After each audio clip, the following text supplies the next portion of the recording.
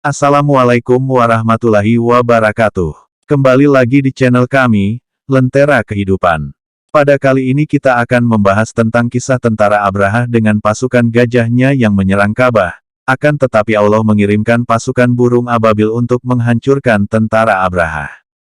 Langsung saja kita bahas kisahnya. Sebelum itu jangan lupa subscribe, like dan share, agar tidak ketinggalan video terbaru dari kami. Allahumma sholli ala Sayyidina Muhammad. Kisah dihancurnya Ka'bah oleh tentara Abraha.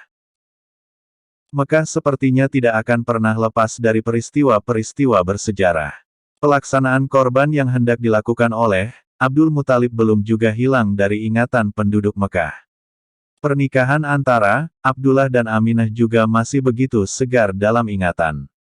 Kini sebuah peristiwa besar akan kembali menjadi catatan sejarah negeri Ka'bah ini. Beberapa kejadian yang telah menggelinding di sana mungkin hanya membuat mereka berdecak cemas ataupun haru. Untuk kali ini seluruh penduduk Mekah benar-benar merasa ketakutan, khawatir dan siap kehilangan sesuatu yang selalu jadi kebanggaan mereka. Abraha, seorang panglima perang yang berhasil menaklukkan Yaman, akan datang untuk meluluhlantakkan Ka'bah. Selama ini belum ada satupun kerajaan-kerajaan yang mempunyai niatan sengeri Abraha. Raja-raja di Jazirah Arab justru sangat menghormati bangunan suci yang didirikan oleh Nabi Ibrahim dan Ismail itu.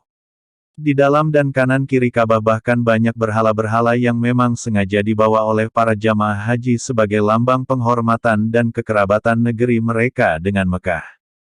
Lain dengan Abraha, mengunjungi Mekah saja belum pernah.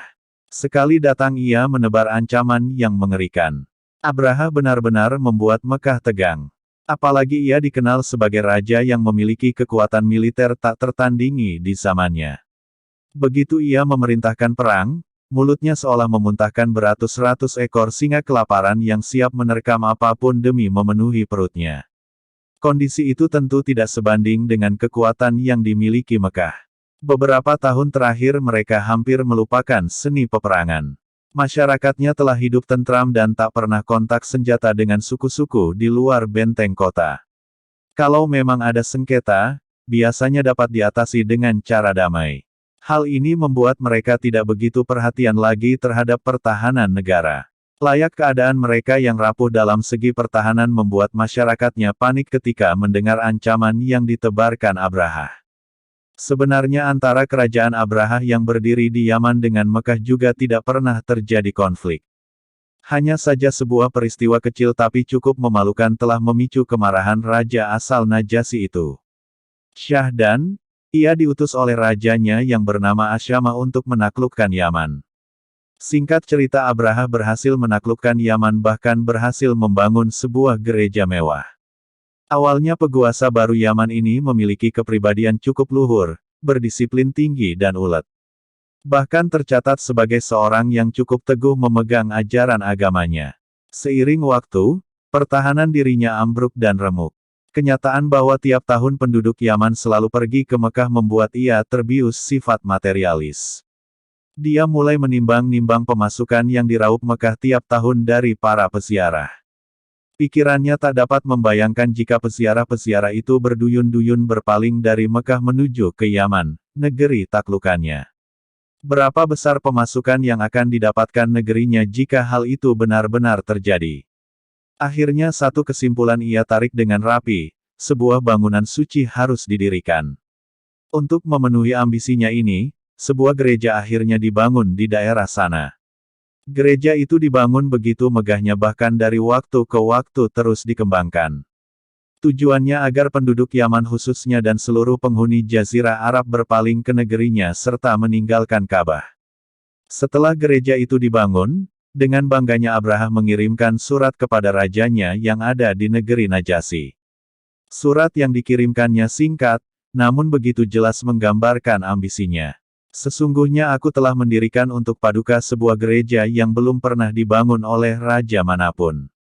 Gereja itu aku bangun sedemikian rupa agar orang-orang yang pergi haji ke Mekah mau berpaling menuju ke tempat ibadahi yang aku bangun. Mendengar berita ini Malik bin Kinanah salah seorang penduduk Mekah yang kebetulan sedang berada di Yaman merasa geram. Dia langsung pergi ke gereja yang direncanakan sebagai saingan Ka'bah itu. Begitu berhasil masuk, ia lantas buang air besar di sana kemudian kotorannya dia oles-oleskan ke tembok gereja.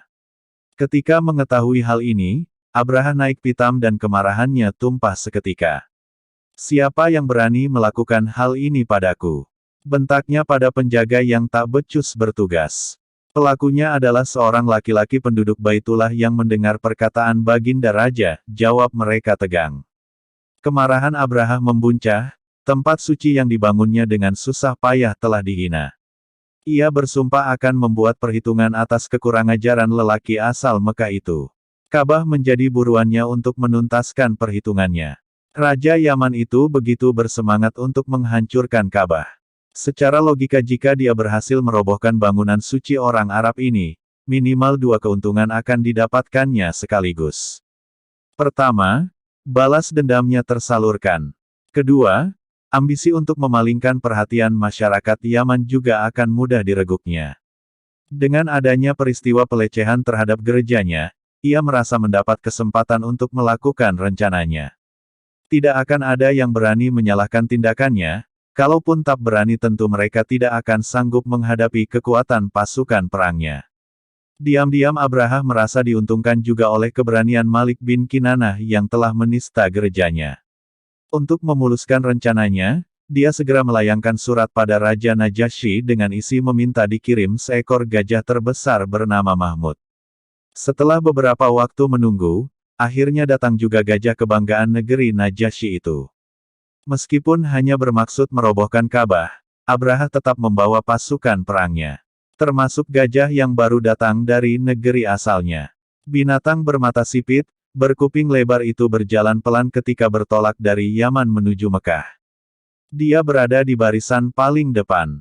Jalannya tenang, memamerkan tubuh gempalnya yang disangga 4 kaki bulat-bulat seperti pohon kurma.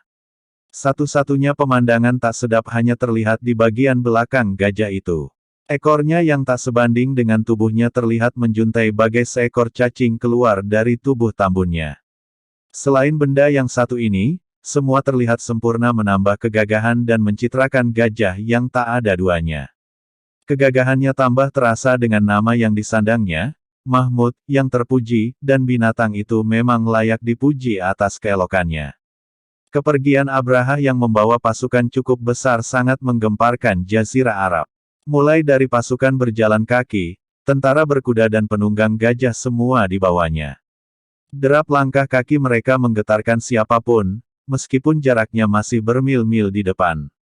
Debu-debu berhamburan seperti asap hutan terbakar, membubung dari tiap jalan yang dilalui pasukan perang itu. Zunafar, salah seorang penguasa di pinggiran Yaman bersama pasukannya mencoba untuk menghalau Abraha. Namun usahanya sia-sia belaka, tentaranya berhasil digebuk pasukan Abraha dan dia sempat tertawan walaupun akhirnya bisa menyelamatkan diri setelah diberi ampunan oleh Abraha. "Wahai Raja, biarkanlah aku hidup karena sesungguhnya membiarkan aku hidup lebih baik daripada membunuhku. Mohon Zunafar." Mendengar permohonan itu, Abraha menertawakannya meskipun akhirnya mengabulkan permintaan Zunafar. Di daerah Hatsam, Abraha kembali mendapatkan perlawanan tak seimbang dari Nufail bin Habib al-Hatsam dan sebagian penduduk pinggiran. Usaha mereka juga bisa dipatahkan oleh Abraha dan Nufail berhasil ditangkapnya. "Wahai Raja, sesungguhnya aku bisa menjadi penunjuk jalan bagimu menuju ke daerah Arab. Oleh karena itu biarkanlah aku hidup," bujuk Nufail. Keduanya sepakat, Nufail dibiarkan hidup dan sesuai janjinya ia bersedia menjadi penunjuk jalan. Ketika sampai di Taif, Mas'ud ibn Nuwais bersama beberapa orang lelaki daerah Sakif menemui Abraha. Ketika itu Taif juga mempunyai tempat suci yang tak kalah populer. Mungkin kedatangan mereka untuk memastikan pada Abraha bahwa ia belum sampai tujuan. Hal ini perlu dilakukan agar Abraha tidak keliru merobohkan kuil berhala Lata, bangunan suci mereka.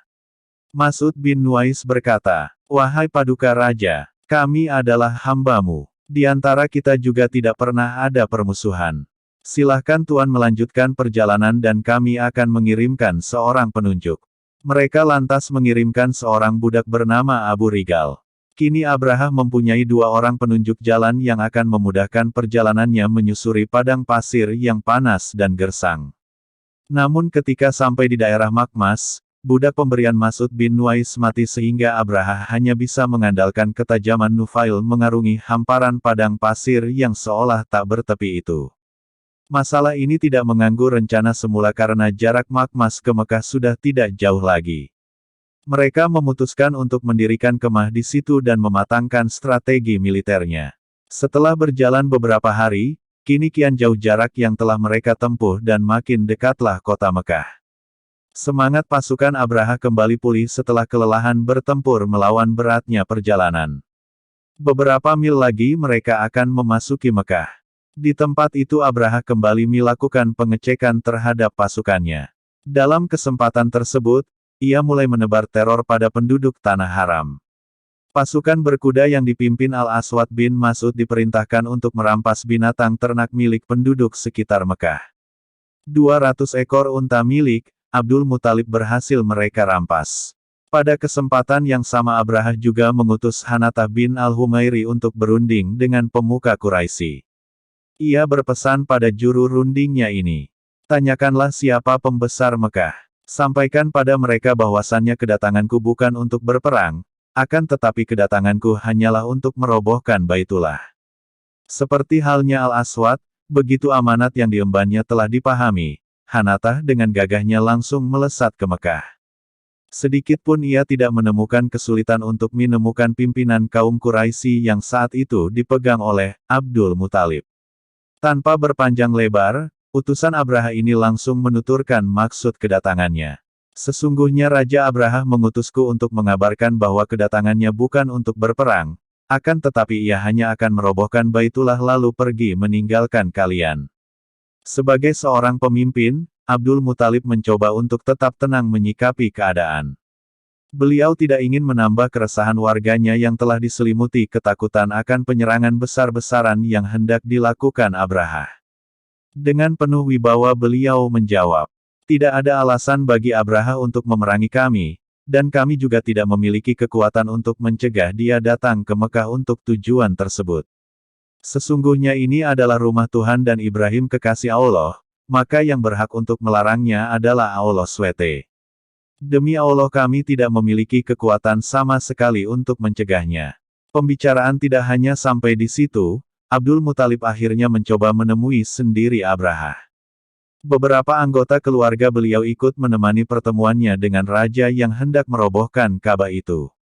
Kedatangan Abdul Muthalib sangat mengesankan Abraha. Beliau begitu tenang, cerah bahkan tidak menampakkan permusuhan meskipun tempat suci penduduknya akan dihancurkan oleh raja yang kini duduk di depannya. Apalagi rasa takut, sama sekali tidak tampak dari raut wajahnya. Pelan saja beliau melangkahkan kakinya, namun begitu cepat karismanya membetot kekaguman Abraha padanya. Begitu kuatnya wibawa, Abdul Muthalib sampai-sampai Abraha mau duduk di atas permadani untuk menemui pemuka Quraisy itu. Tanyakanlah pada Abdul Muthalib apa maksud kedatangannya, perintah Abraha pada juru bicaranya. Maksud kedatanganku adalah meminta pada paduka raja agar sudi mengembalikan unta-untaku. Jawab Abdul Muthalib cuek seolah tidak tertarik menanggapi ancaman Abraha. Kontan jawaban beliau membuat Abraha mengernyitkan dahinya.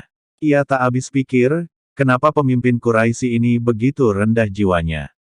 Masyarakatnya dicekam ketakutan, tempat suci agama penduduknya diambang kehancuran, tapi pimpinan mereka hanya memikirkan unta-unta miliknya. Sungguh Mekah telah keliru mengangkat Abdul Muthalib sebagai pimpinan mereka. Namun semua ketidakkaruan pikiran Abraha segera lenyap, tersapu bersih oleh kata-kata Abdul Muthalib. Aku adalah pemilik unta-unta itu, sedangkan Baitullah adalah milik Tuhan. Dialah yang akan menjaganya dari perbuatanmu, kata Abdul Muthalib menghembuskan hawa teror. Tidak akan ada yang dapat menghentikanku. Bentak Abraha. Ada, Tuhan pemilik Baitullah. Jawab Abdul Muthalib menandaskan terornya. Pertemuan ini menyisakan ketegangan kedua belah pihak. Diakui atau tidak Abraha tetap menaruh kagum atas keberanian pemuka Mekah itu. Dengan kekuatan tak seberapa, ia berani berkunjung ke kemah militernya bahkan menelusupkan teror ke tengah-tengah riuhnya pasukan perang yang siap mengganyang. Selesai pertemuan, Abraha mengembalikan unta-unta Abdul Muthalib. Begitu memasuki Mekah, Abdul Muthalib langsung memerintahkan masyarakatnya untuk mengosongkan kota. Mengungsi ke lereng-lereng untuk menghindari hal-hal tidak diinginkan. Sebelum mengungsi mereka berkumpul di yang sekeliling Ka'bah. Secara serentak mereka memanjatkan doa, memohon agar Tuhan menjaga Baitullah. Di lain pihak, begitu Abdul Muthalib keluar dari kemah militer, Abraha segera menyiapkan pasukannya. Sesekali pasukan berkuda berlari mengelilingi seluruh pasukan. Mengepulkan debu-debu padang pasir bagai api unggun di siang hari. Perlahan-lahan mereka bergerak maju, rapi seperti antrian semut hitam hendak memasuki lubang rumahnya. Semua berjalan sesuai rencana dan sebentar lagi misi mereka selesai. Semua telah siap meluapkan pesta kemenangan. Perasaan mereka mulai khawatir ketika hendak keluar dari Makmas, memasuki garis batas Mekah. Mahmud, gajah andalan mereka tiba-tiba tidak mau bergerak maju. Setiap diarahkan menuju ke Mekah, gajah itu cepat-cepat menderumkan kakinya dan tak mau bangkit. Sebaliknya kalau diajak menuju Syam, Mahmud buru-buru bangkit dan langsung melangkahkan kakinya. Hal ini, tidak lain karena perbuatan Nufail. Selama dalam perjalanan ia berhasil menguasai cara memberangkatkan ataupun menghentikan Mahmud. Ketika pawangnya memerintahkan untuk berjalan ke Mekah, maka ia berbisik di telinga Mahmud agar kembali ke Yaman. Demikian kuatnya pengaruh suara Nufail hingga gajah itu tidak mau menuruti pawangnya dan justru tunduk pada perintah penunjuk jalan ini. Pasukan mulai panik, tetapi Abraha tidak mau lagi menunda misinya. Dia terus memaksakan diri untuk menyerang Ka'bah. Sungguh seandainya Abraha mau mempelajari semua itu dan kembali ke Yaman, mungkin ia akan terhindar dari musibah besar. Saat ia terus merangsek maju, tiba-tiba langit berubah hitam pekat. Bukan karena mendung, namun sekawanan burung telah menguasai petala langit Mekah. Itulah burung-burung ababil yang dikirim oleh Allah untuk menjaga Ka'bah. Tiap-tiap burung telah membawa 3 buah batu. 2 diantaranya berada dalam cengkeraman dan 1 lagi di paruhnya. Ketika tepat berada di atas pasukan Abraha, burung-burung menukik tajam sambil melepaskan batu-batu kecil yang dibawanya. Pasukan Abraha tunggang langgang menyelamatkan diri. Mereka tidak mengira akan menghadapi serangan yang begitu mengerikan. Semua semakin panik ketika melihat teman-temannya yang tertimpa batu ternyata langsung menghembuskan nafas terakhirnya. Batu-batu itu jatuh tepat di atas kepala dan langsung menembus dubur mereka. Beberapa orang dapat menyelamatkan diri dari amukan burung-burung misterius itu. Abraha berhasil lolos dan kembali ke Yaman, namun ia tak dapat bertahan lama. Sana menjadi saksi bisu kematian Abraha yang mengenaskan. Tubuhnya digerogoti penyakit aneh. Ujung-ujung jarinya lepas satu persatu dan tak henti-hentinya mengucurkan darah. Panglima perang asal Habasyah ini meninggal dengan dada terbelah. Abu Yaksum, menteri Abraha, bernasib sedikit lebih beruntung daripada atasannya itu. Ia berhasil menyelamatkan diri hingga ke Najasyi. Sesampainya di sana ia bermaksud langsung melaporkan keadaan Abraha bersama pasukannya. Abu Yaksum hampir berhasil melaksanakan rencananya, sayang ketika ia tengah seru-serunya menuturkan apa yang dilihat dengan mata kepalanya sendiri, tiba-tiba seekor burung menjatuhkan sebuah batu hingga membuatnya mati. Segala yang terjadi di dunia ini memang tak jauh berbeda dengan sekeping uang perak. Setiap sisi memperlihatkan wajah yang berbeda. Kedatangan burung ababil adalah petaka bagi Abraha dan seluruh pasukannya. Burung-burung itu telah membuat semuanya berantakan.